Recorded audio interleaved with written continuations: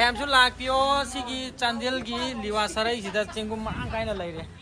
खोमद्रोपी मनम पुंचाई चाइरेको लेरिजे चांदेल की लिवा सराई लिवा खुलेन हेक थंगनबा लिवा सराईदने अदो ma'am लागदी ngasi hayeng hangchit si hata si bau la de phajan adum marang kaina phangine 36 kilo kunthra ga taruk ki chingum ni ba si leise keram ta hangi ko chingum thi ba je adum nungai bra kamai tauge wai ko ai na si porak pa che sing ahum mari la la ga purai ni ko chingum yon la ga iphone 16 pa la mai ko chandel da je kumsi ki chingum da kyam tan khre Sing 20,000 heng kre ko Chandel sai ki mau lai sabi sing je Cengum da paisa yam paina re de chumbro paina parai chum Iche na pirak pa mayam si silai re ko Cengum angang ba angau ba loi sure adugo uchan cengum loi na sure atopadi leite ai chu ai gi lai jaba ai gi yum pan thamda mane jaba ko lam lap na pan bagi ko yendang mahai ne yendang gi mahai do sineba ko hi ma'am ngasi ai nupi ga aiga chandel da chalu do sina akoi che ama chandel da ongba ko chandel district ki liwa sarai da ongba do chengum lau lao mau na chana ba na mamau nupi gi chana ba lao na maujik cha ba thak pa khra yarak pagi tha hum mu kem charak ta bagi figure so phasan ta gre ado khomdrokpi chingum angang do lau ba lao na chine awa na thijaraga lau ba lao na hai bagi koi chatpane adum a yawra kan mu yengalake chalursi ko weather city post ta ro hai mehi kan na thakpiri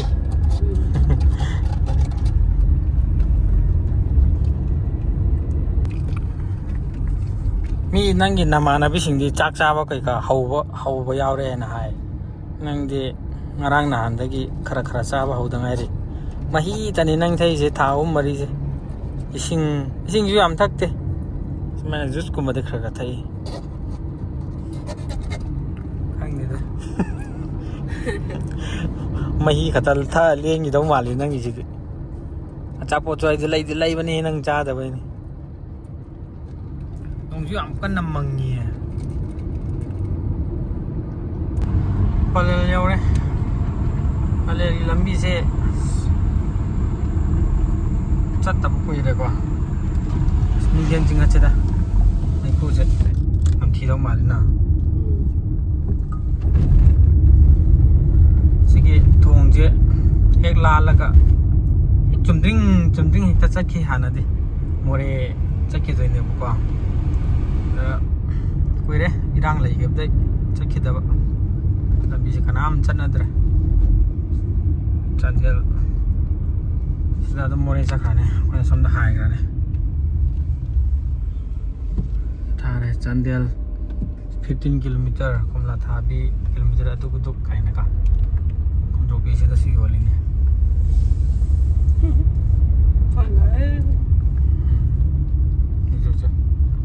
che phone tawre ne muka palen yaure palen kaino komla thabi yaudore komla thabi yaudore jenge hoi momo ya ichi se ngai ba ngamdre he nani se ngai ba ngamdre khoi la kan he do phone tarak pada phone uji tawrai du ga mari rak pusuramani yaudore khoi uji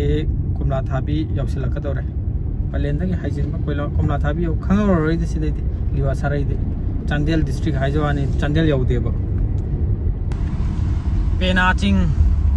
chandel district yausila kitang haidaraga laire ko naman ilalaga wow komla thabi village yausila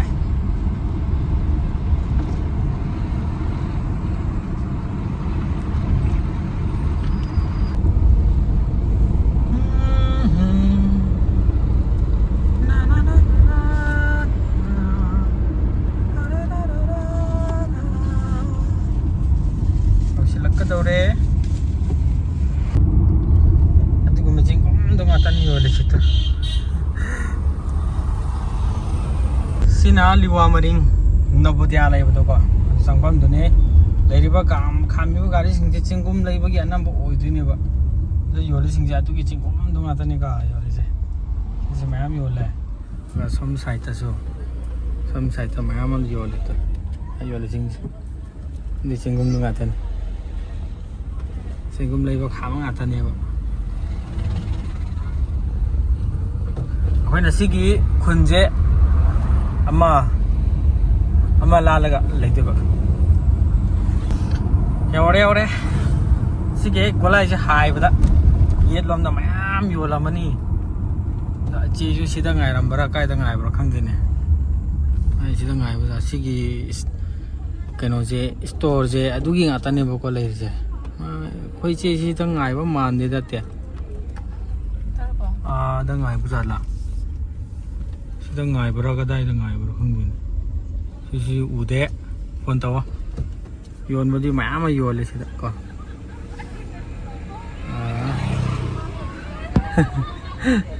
ꯁꯤꯗ ꯂꯩꯔꯦ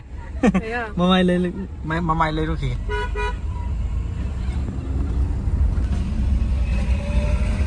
sila later ko. Kampiye. Ya, uwi. Cheji sini. Pra ngasai jungle chalu bhai dress to ne lai rami je. Salam da magare. Ai koi do. Thina ka halak panne. Ar ba thina ka lai ra ka tu ka na thing da bra. Mistress ko handsome gini pia. Driver do manung da kan na video do. Look te moi na hana tau thar le rami. Ma sa tau ro pai sa tau wa. Ai pati ngai ko tra nang chu kholo. Kon ba yi de sida loi le re si thar je kya kya gi doi no. Chama ge ne hai. Hora ngai so mulin hai. Si manung di pai. Manung da pai ra ka thamba store du so am tang yeng halak ke ko chengum je. Marang kain le je. Ngasi o si sa phal gi min na lo ba la ka toi na hai. Kilo mga taruk ti suni. Nate kilo ni 36. Oh 36. Mai lumi ne.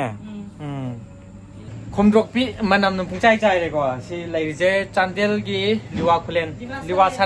liwa khulen hek thang na ba liwa sarai de ne adu mayam su la ga di ngasi hayeng hangchit si gi hata si bau la de phajan adu marang kai na phangi ne aduga lai riba si imphal gi mina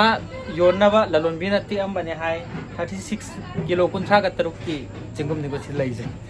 bai ma phone da yam chau no uye si dia si no bu kan ta pisi ulam me isa piglam ni som sai sini boko chingum ma ma yo li je do phone da uba ga taibang da uba ga yam khen na bane ana leisabi chu khak tre moi di chingum thi bada hendak si ko sum me ko Leisabi mama khai de. Musrum matan de lo. upai leite ko dui ma Chandel sai ki mau leisabi sing je chengum da paisa yam paina re de chumbro Pai na bani garai chom. adudi chengum matam da koi ba se na hoga tare paisa khara pai ram na ko dari sing je komdrok pi nga ta ne ko si je Asana ko san junga na je kumsi gi chengum da kyam tan khre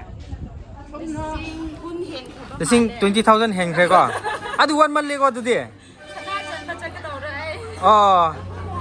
sana lai ge da ngon da hairo ai hong na pi ra ge daga sina yam phajaba ma sina khangro yendang ma hai ne yendang gi ma hai do sine ba ko sidi kya da yoli sidi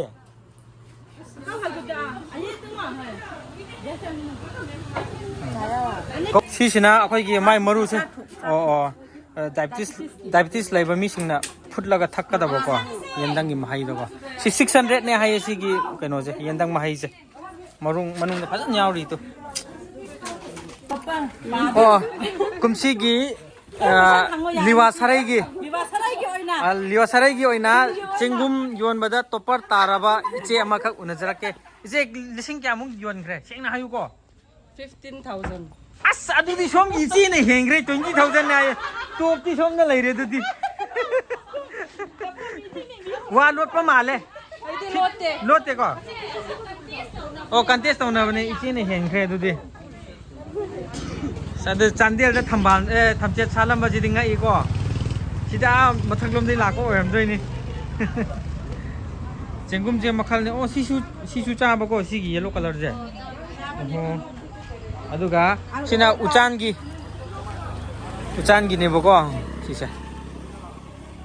ꯎꯆꯥꯟ ꯃꯔꯛꯇ ꯑꯩꯈꯣꯏ ꯎꯆꯥꯟ ꯆꯦꯡꯒꯨꯝ ꯍꯥꯏꯅ ꯈꯪꯅꯕꯤꯗꯣ ꯑꯣꯏꯗꯣꯏꯅꯦꯕꯀꯣ ꯑꯝꯐꯥꯎ ꯆꯥꯗ꯭ꯔꯤ ꯁꯤꯁꯦ ꯑꯗꯨꯒ ꯁꯤꯁꯤꯅ ꯄꯥꯔꯐ꯭ꯌꯨꯝ ꯑꯩꯅ ꯍꯦꯛ ꯊꯤꯕꯗꯣ ꯑꯗꯣ ꯆꯦꯡꯒꯨꯝ ꯆꯥꯕꯒꯤꯗꯤ ꯊꯤꯔꯒ ꯆꯥꯕ ꯑꯗꯨꯒ ꯃꯌꯥꯝꯅ ꯑꯗꯨꯝ ꯐꯣꯟꯗ ꯎꯕꯒꯤ ꯍꯔꯥꯎꯅꯕꯩ ꯋꯥꯅꯦꯕꯀꯣ ꯑꯗꯨꯒ ꯆꯦꯡꯒꯨꯝ ꯊꯤꯕꯗ ꯑꯋꯥ ꯅꯨꯡꯉꯥꯏ ꯅꯪꯉꯛꯄ ꯃꯌꯥꯝꯗꯨꯁꯨ ꯑꯩ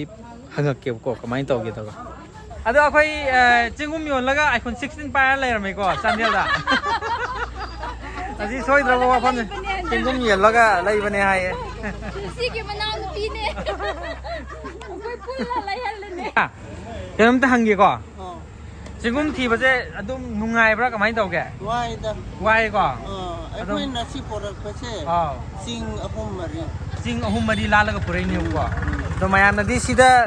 ꯁꯤꯈꯛ ꯂꯧꯕꯗ ꯂꯨꯄꯥ 100 ꯀꯥꯏꯅ ꯇꯥꯡꯉꯤ ꯀꯥꯏꯁꯤ ꯀꯩꯁꯨ ꯇꯥꯡꯗꯦꯀꯣ ꯁꯤ 200-300 ꯂꯧꯕ ꯌꯥꯏꯀꯣ ꯁꯦꯡꯅ ꯍꯥꯏꯔꯗꯤ ꯑꯗꯨꯅꯦ ꯑꯗꯣ ꯃꯇꯝꯒꯤ ꯊꯤꯕꯗ ꯌꯥꯝ ꯋꯥꯕ ꯀꯣ ꯑꯗꯨꯅꯦ ꯑꯋꯥ ꯅꯨꯡꯉꯥꯏ ꯍꯥꯏꯁꯦ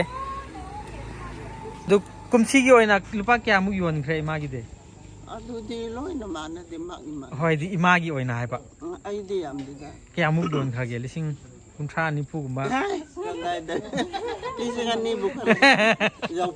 ꯌꯧꯐꯠꯇ꯭ꯔꯦꯕꯀꯣ ꯑꯣ ꯍꯣꯏ ꯑꯗꯨ ꯁꯤ ꯍꯣꯔꯦꯟ ꯂꯣꯏꯅ ꯁꯤꯠꯈꯤꯒꯗ꯭ꯔꯥ ꯃꯌꯥꯝꯁꯨ ꯂꯥꯛꯄꯤꯌꯣ ꯁꯤꯒꯤ ꯆꯥꯟꯗꯦꯜꯒꯤ ꯂꯤꯋꯥ ꯁꯔꯩꯁꯤꯗ ꯆꯦꯡꯒꯨꯝ ꯃꯔꯥꯡ ꯀꯥꯏꯅ ꯂꯩꯔꯦ ꯑꯩꯈꯣꯏ ꯏꯆꯦꯁꯦ ꯃꯁꯛꯁꯨ ꯐꯖꯊꯣꯛꯈ꯭ꯔꯦ ꯂꯩꯁꯥꯔꯤꯉꯩꯗꯗꯤ ꯈꯔ ꯁꯣꯟꯕꯅꯦꯕ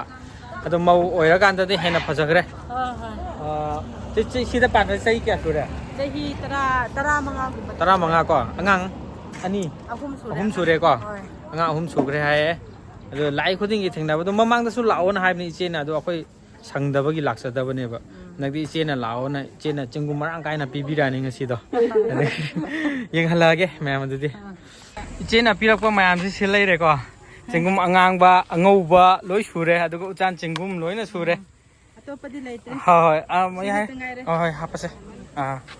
ꯊꯦꯡꯛ ꯌꯨ ꯑꯗꯨꯒ ꯁꯤꯗꯁꯨ ꯌꯦꯟꯗꯦꯝꯁꯨ ꯄꯤꯔꯦ ꯑꯁ ꯃꯌꯥꯝ ꯈ꯭ꯋꯥꯏꯗꯒꯤ ꯐꯕ ꯍꯤꯗꯥꯛ ꯑꯃ ꯌꯥꯎꯔꯦ ꯁꯥꯝꯕ ꯀꯣ ꯁꯤꯗ ꯌꯥꯎꯔꯦ ꯑꯗꯨꯒ ꯊꯕꯤꯁꯨ ꯆꯤꯡꯒꯤ ꯊꯕꯤ ꯅꯨꯄꯥ ꯄꯣꯒꯦ ꯑꯅꯥ ꯑꯌꯦꯛ ꯂꯩꯇꯕ ꯑꯗꯨꯒ ꯀꯩꯅꯣ ꯇꯧꯔꯣ ꯁꯤꯅ ꯏꯆꯦꯒꯤ ꯑꯩꯅ ꯂꯩꯔꯛꯄꯅꯦ ꯑꯉꯥꯡꯒꯤ ꯑꯆꯥꯄꯣꯠ ꯅꯪ ꯄꯤꯔꯣ ꯑꯗꯨꯒ ꯅꯪꯒꯤ ꯁꯝꯗꯨꯗ ꯍꯥꯞꯆꯤꯟꯈ꯭ꯔꯣ ꯁꯤꯅ ꯌꯨꯝꯗꯒꯤ ꯄꯥꯟꯕ ꯈꯔ ꯁꯤꯅ ꯌꯨꯝꯗꯒꯤ ꯄꯥꯟꯕ ꯑꯩꯈꯣꯏꯅ ꯄꯨꯔꯛꯄꯅꯦ ꯃꯥꯏꯔꯦꯟꯗꯤ ꯑꯔꯤꯕꯅꯦꯀꯣ ꯌꯥꯝ ꯍꯔꯥꯎꯋꯦ ꯑꯩꯈꯣꯏꯗꯤ ꯌꯥꯝ ꯄꯨꯔꯛꯇꯦꯗ ꯆꯣꯏꯅ ꯄꯤꯔꯛꯄꯁꯤꯅ ꯌꯥꯝ ꯄꯤꯔꯛꯈ꯭ꯔꯦ ꯑꯩꯁꯨ ꯑꯩꯒꯤ ꯂꯩꯖꯕ ꯑꯩꯒꯤ ꯌꯨꯝ ꯄꯥꯟꯐꯝꯗ ꯃꯥꯅꯦ ꯐꯪꯖꯕꯀꯣ ꯍꯣꯏ ꯂꯝ ꯂꯥꯞꯅ ꯄꯥꯟꯕꯒꯤꯀꯣ ꯀꯣꯕꯔꯦ ꯍꯧꯖꯤꯛꯅ ꯃꯣꯏ ꯏꯆꯦ ꯍꯣꯏꯒꯤ ꯌꯨꯝꯗ ꯉꯥꯛꯇꯪ ꯆꯪꯉꯨꯒꯦꯅ ꯆꯪꯉꯤ ꯑꯗꯨꯒ ꯁꯥꯔꯩ ꯑꯝꯐꯥꯎ ꯆꯪꯗ꯭ꯔꯤꯀꯣ ꯄꯨꯟꯁꯤ ꯌꯥꯝ ꯅꯨꯡꯉꯥꯏꯅ ꯂꯩꯔꯝꯃꯦ ꯁꯤꯒꯤ ꯌꯦꯠꯇ ꯆꯪꯗꯣꯏꯕꯀꯣ ꯁꯤꯗ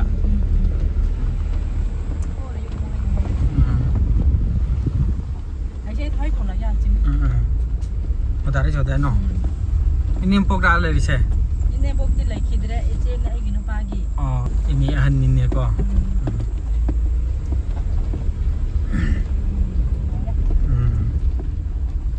phút ngày còn chị bay bay vào nè ấy khăng bro khăng đẻ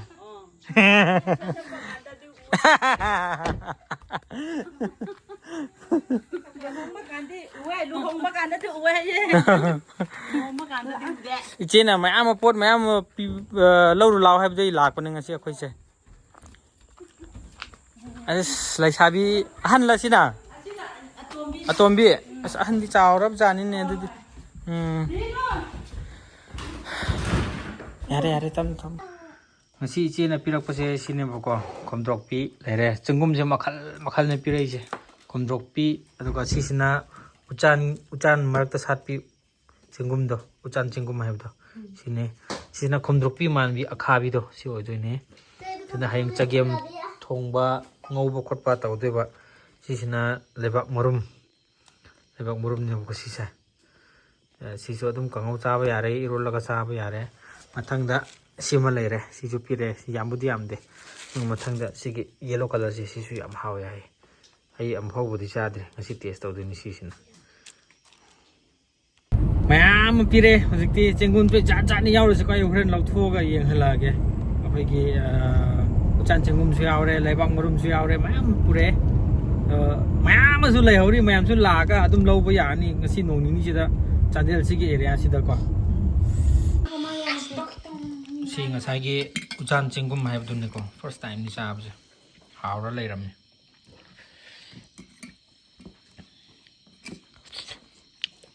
ka hawra